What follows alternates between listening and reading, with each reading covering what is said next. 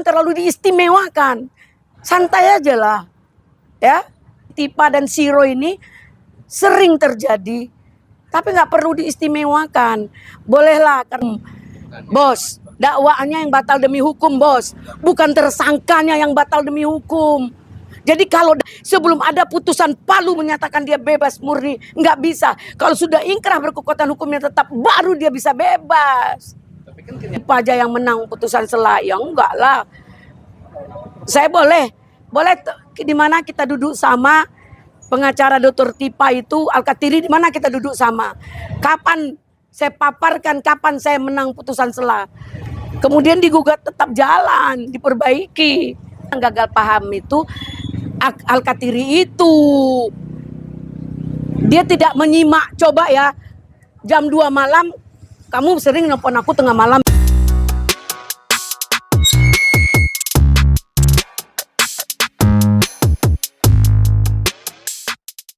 Inilah yang harus kita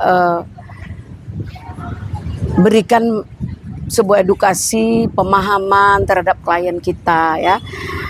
Dr. Tipa yang baik, coba ya, kamu tanya siapa pengacaramu di situ, Al-Katiri ya. Coba tanya sama Al-Katiri itu, yang langkah yang kamu lakukan itu melanggar hukum atau sudah tepat dalam hukum beracara. Mengaku senior, mengaku hebat, tapi aduh, gimana sih Al-Katiri? Saya selama ini baik sama Al-Katiri ya.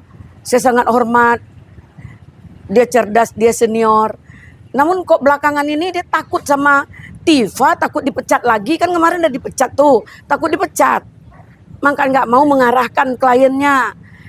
Ingat ya, Tifa itu sudah masuk pada pokok perkara, sudah dibacakan dakwaan, ya. Kemudian sudah ditanya apakah mau RJ, tidak. Itu semua tahapan. Kemudian diadakan coba untuk ngambil kesempatan untuk melakukan putusan sela. Di putusan sela dia diterima putusan selanya. Karena digugat dakwaan itu obskuliber, kabur, kurang cermat, kurang terang, kurang cerdas ya. Jadi makanya dakwaan itu dikembalikan, disuruh bawa dakwaan baru. Dan itu sudah terjadi. Dakwaan baru itu dengan syarat harus berkoordinasi kembali dengan pihak kepolisian. Kemudian didaftarkan dengan nomor yang berbeda. Tapi di dalam amar putusan tidak ada dinyatakan dia bebas atau tersangkanya dihapus. Tidak ada. Ingat ya, tolong garis bawahi amar putusan dari putusan sela itu. Ya, tidak dinyatakan tersangkanya bebas atau batal atau bebas murni atau apa, enggak ada. Yang dinyatakan di amar putusan dakwaannya batal demi hukum karena obskuliber ya, yang tertuang di pasal 75 ya.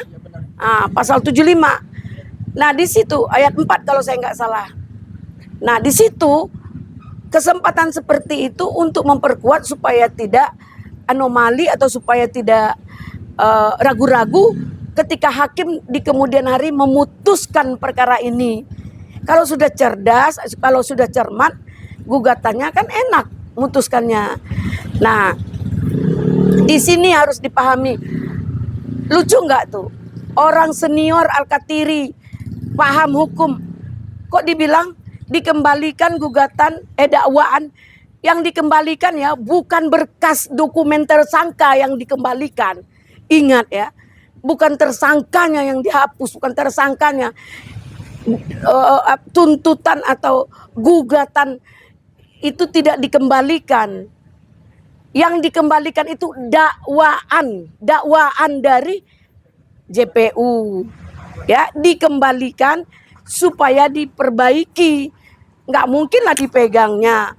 Kalau dipegangnya itu putusannya Nanti di amar putusan diserahkan yaitu hasil dari putusan. Kalau ini kan nggak, menganggap dakwaannya diperbaiki. Nah, tapi dalam proses ini kan ada kekosongan hukum, makanya dia bisa sebagai terdakwa. kurang kuat. Tapi kan ini bahasa analisa pandang hukum, ahli hukum ini ada kekosongan hukum, makanya dia bisa ada hak untuk mengajukan. Nggak ada kekosongan hukum di sini. Maaf, nggak ada kekosongan hukum. Mereka salah paham. Sesuai di KUHP 102 ya. Pasal 82 ayat 1. Pasal 82 ayat 1 nomor 8 tahun 2025 menyatakan bahwa kalau sudah pernah membacakan dakwaannya dan walaupun dia dalam putusan sela diterima, itu tidak ada boleh diprapit, ya, tidak boleh diprapit sesuai dengan hasil putusan Mahkamah Agung pasal 102 tahun 2015 bahwa kalau sudah pernah dibacakan pokok perkaranya itu prapitnya gugur, tidak bisa dia prapit. Tolonglah kita ini memicu kepada KUHP, undang-undang, aturan itu sendiri. Makanya kita minta kepada pengacara terlapor yaitu Pak Joko, pelapor ya, pengacara pelapor yaitu korban, pengacara Pak Jokowi, tolong buat surat ke KY, Komisi Yudisial, tentang sikap hakim atau ke Mahkamah Agung atau ke Jaksa Agung. Tolong. Nah, dalam hal ini kita berharap ada pengertian, dipahami landasan hukum untuk mereka-mereka yang, jadi kita minta landasan hukum itu untuk mereka-mereka yang menjalankan proses ini. Hukum ini bukan untuk sesaat ini, bukan untuk kepentingan seseorang. Siapa sih Stipa? Siapa sih Roy Suryo? Emang orang-orang terpenting banget? Kok diberikan seolah-olah diberikan PIP gitu, seolah diberikan peluang? Siapa mereka? Mereka hanya masyarakat biasa. Dokter pun belum lagi. Peneliti pun tidak. Saya berani tantang, dia tidak peneliti. Berani saya tantang dia. Taruhan juga berani saya. Siapa yang mengakui dia peneliti? Kaliberisasinya seperti apa? Sertifikasi penelitiannya seperti apa? Jadi jangan terlalu diistimewakan. Santai aja lah. Ya. Tipa ini perkara seperti si Tipa dan si Roy ini sering terjadi. Tapi nggak perlu diistimewakan. Bolehlah karena lawannya adalah mantan presiden ke-7 atau presiden ke-7 ya. Lawannya. Mungkin itu yang bisa, karena itu dia di-up. Tapi jangan terlalu diistimewakan juga. Kita tidak setuju gitu. Karena dia juga bukan siapa-siapa. Dan orang-orang di sampingnya mencari kepentingan, merasa sudah hebat ya. Jadi tolonglah giring dengan baik. Saya juga bukan orang hebat. Saya tidak siapa-siapa. Hidup saya masih belajar. Masih belajar loh dalam penegakan hukum maupun dalam apapun dalam kehidupan ini. Tetap belajar dan belajar terus. Tapi segala sesuatu, apa yang sedang kita hadapi, tolong dipahami. Yang sedang kita hadapi sekarang, pahami dulu gitu. Masa setelah kita bunuh orang, mati nggak mati orang itu, siap itu kita mengundurkan diri.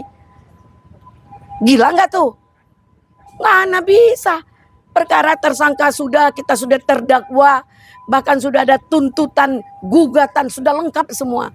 Tinggal proses persidangan saja lagi dalam pembuktian dan kesaksian. Kemudian jawab-menjawab dan putusan. Tinggal itu. Mundur, mana bisa. Ini negara loh. Indonesia ini panglimanya hukum loh. Jadi kita minta juga Pak Presiden, jangan diam juga. DPR, jangan diam juga. Ini seperti apa hukum ini? Sudah carut marut seperti ini. Jadi kita nggak enak gitu. Bunda, tadi Bunda bilang bahwa harusnya Prapit ini gugur ya Bun ya. Gugur langsung. Tapi pada kenyataannya kan tadi sidang Prapit udah dimulai dan pokok perkara akan mulai masuk besok nih Bun. Jadi ini ada apa sih Bun gitu loh? Nah, inilah kita harus laporkan itu. Kita harus laporkan. Hakimnya kita laporkan. Kita boleh dong minta hakim lain. Atau hakimnya terindikasi sudah dapat sesuatu ya. Kok bisa seperti ini? Nggak boleh kayak gitu. Penegakan hukum ini jangan keenaan kita sendiri. Berdasarkan prosedur. Dan hakim itu boleh dikatakan wakil Tuhan di muka bumi ini. Tapi lebih baik membebaskan 1000 penjahat daripada mengandangkan satu orang yang tidak bersalah. Nah, ini bukalah peluang selebar-lebarnya. Namun tolong prosedurnya dijalankan. Ya, prosedur KUHP-nya, KUHAP-nya dijalankan dengan baik dan benar. Aneh saja ini perkara seperti ini. Kok dijalankan? Kan situ sudah ada dalam keputusan Mahkamah Agung ya. Mahkamah Konstitusi nomor 102 tahun 2015 menyatakan tidak bisa lagi si Tipa itu melakukan Prapit. Oh, karena dia menyatakan tadi kekosongan hukum. Di mana datang kekosongan hukum? 3 hari dia sudah daftar. Ya. Biasa jarak waktu seminggu, 2 minggu itu sah saja jarak waktu kalender sidang. Dari sidang ini ke sidang berikutnya. Ini cuma 3 hari dan anggaplah seminggu atau 10 hari sidang itu sudah didaftarkan lagi. Kan tidak ada kekosongan hukum di sana. Kenapa kita sampaikan tidak ada kekosongan hukum? Dia menganggap karena nomor baru, nomor perkara baru. Enggak juga. Nomor perkaranya baru karena dikembalikan dakwaan ya Pak. Ibu-ibu, bapak-bapak, dakwaannya dikembalikan, makanya dibuat nomor dakwaan baru. Tapi semua dokumen, semua pembuktian masih tetap itu. Bahkan hakimnya juga harus itu. Jaksanya juga itu. Dakwaannya aja yang dirubah dengan nomor perkara. Kok dibilang kekosongan hukum? Cobalah kita pahami landasan hukum seperti apa gitu. Oke. Jangan makin lama kita makin mundur dengan penegakan hukum ini. Oke, bicara landasan dia harusnya jaksa banding, bukan langsung loncat ke pasal 75 ayat 4 kalau memang dakwaan itu dalam konteks kabur. Itu pandangan sudah gitu. Pasal 75 itu kan disuruh memperbaiki. Ada pasal 72 juga. Boleh memperbaiki. Tidak ada amar putusan menyatakan tersangkanya dihapuskan, gak ada. Jadi kalau tersangkanya tidak dihapuskan dengan dakwaannya disuruh perbaiki, bebas dia, mana bisa. Ya, tapi kan alasan dia atau pandangan dia sebagai kuasa hukum harusnya banding jaksa, bukannya mengambil. Boleh 2. Boleh dia banding, boleh dia untuk memperbaiki dakwaan. Boleh, banding boleh. Jadi kalau dia tidak banding, dia pakailah perbaikan. Kalau dua-duanya tidak ada, di situ letak kekosongan hukum. Pahami itu. Aduh, malu kita oleh bangsa lain ya, yang mengerti dengan hukum ini. Oke, tapi kan tadi dibacakan termohon ya, ya kan, yaitu dari kuasa hukumnya bahwa banyak proses pemohon itu dalam konteks terkabulnya eksepsi yang hakim terima atau kami kabulkan, karena di situ sudah jelas batal demi hukum. Tahu dapat 3 hari dalam konteks dokter tiba bebas, bukan terdakwa. Itu ada proses dakwaan baru, itu yang jadi dia juga Prapit. Sekali lagi saya sampaikan, batal demi hukum, dakwaannya yang batal demi hukum, bos. Dakwaannya yang batal demi hukum, bos. Bukan tersangkanya yang batal demi hukum.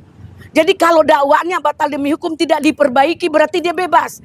Nggak bisa. Sebelum ada putusan Palu menyatakan dia bebas murni. Nggak bisa. Kalau sudah ingkrah berkekuatan hukumnya tetap, baru dia bisa bebas. Tapi kan kenyataannya pihak dari PN Jakarta Selatan menerima dia dengan proses yang tadi sudah ada bacaan permohonan dan besok ada duplik, ada replik. Itu gimana Bu? Itulah kelemahannya atas ketidakpahaman. Ya, apakah ada permainan atau benar-benar nggak paham? Ya biarkan aja, biarkan aja. Suatu saat ada jalan untuk mereka dianggap mempermainkan hukum, pidana loh, atau menghalang-halangi, pidana juga. Jadi tolong ya dipahami, jaga klien kita dengan baik, berikan arahan klien kita. Kita punya marwah sebagai pengacara untuk demi membela klien kita. Nggak mau ikut klien aja, dia nggak paham, dia hanya mengerti, tahu, tapi tidak paham.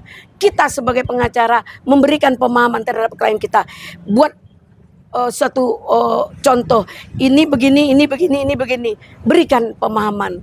Saya rasanya itu. Oke, bicara pemahaman menarik Bu. Memang dari pihaknya kuasa hukum ya, kamu tarik pemahaman bukan dokter tiba untuk dibebaskan gitu loh. Tapi proses ini itu harus jelas untuk masyarakat, tidak akan terjadi lagi sama dokter tiba. Itu bagaimana Bu? Sebenarnya kita sering loh putusan sela itu diterima, kemudian jaksa memperbaiki. Makanya tertuang dalam undang-undang, dalam KUHP nomor 75 itu diatur. Kalau diatur dalam KUHP itu adalah segalanya gitu. Tidak ada yang selebih dari KUHP. Nah, makanya diatur dengan KUHP. Silahkan perbaiki. Tidak dinyatakan dakwaannya batal demi hukum.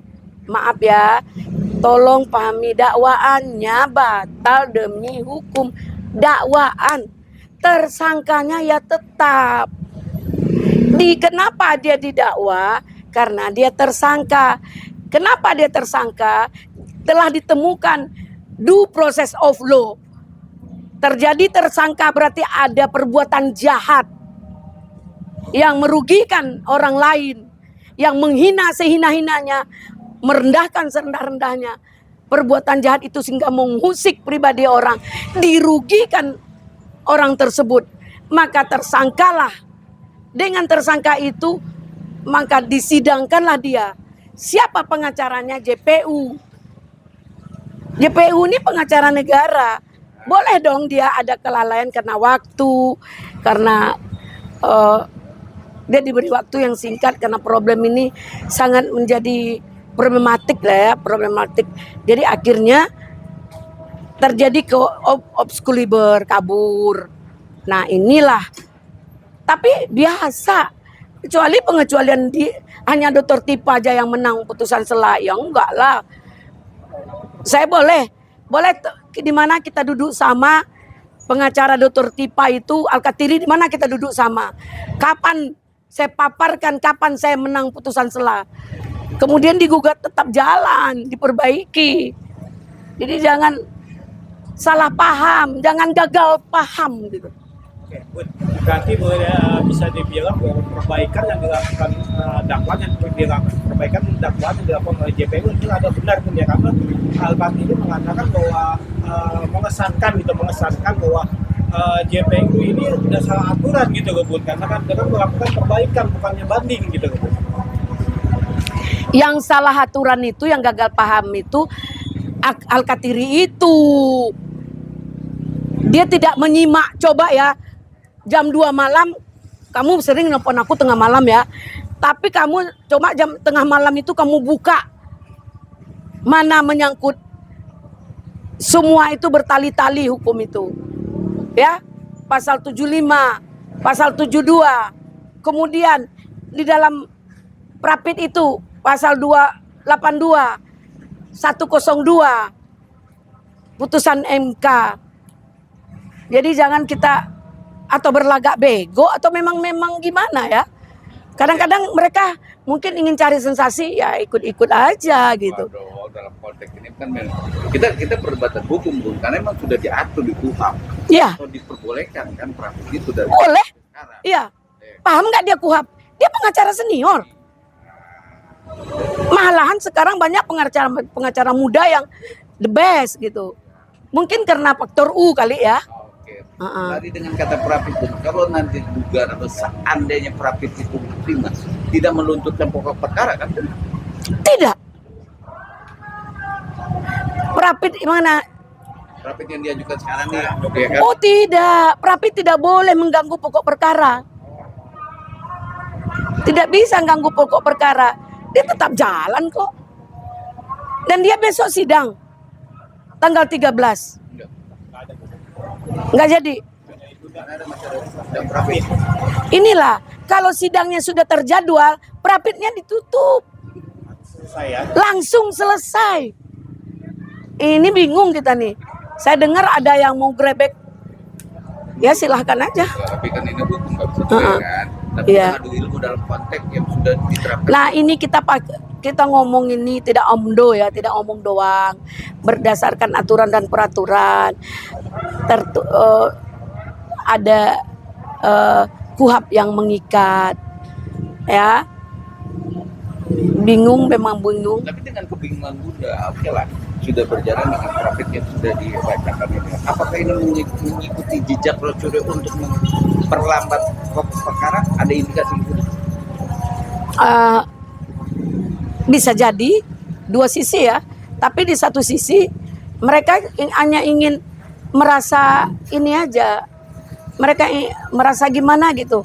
Tapi bagi kita lihat sekarang ini, mereka hanya untuk sekitaran yang bermain sekarang hakim dan jaksa ya, ya, hah? Dugaannya atau gimana? Dugaan ya, dugaan di kejaksaan kurang ketegasan, hakim juga masih ragu-ragu, kurang tegas.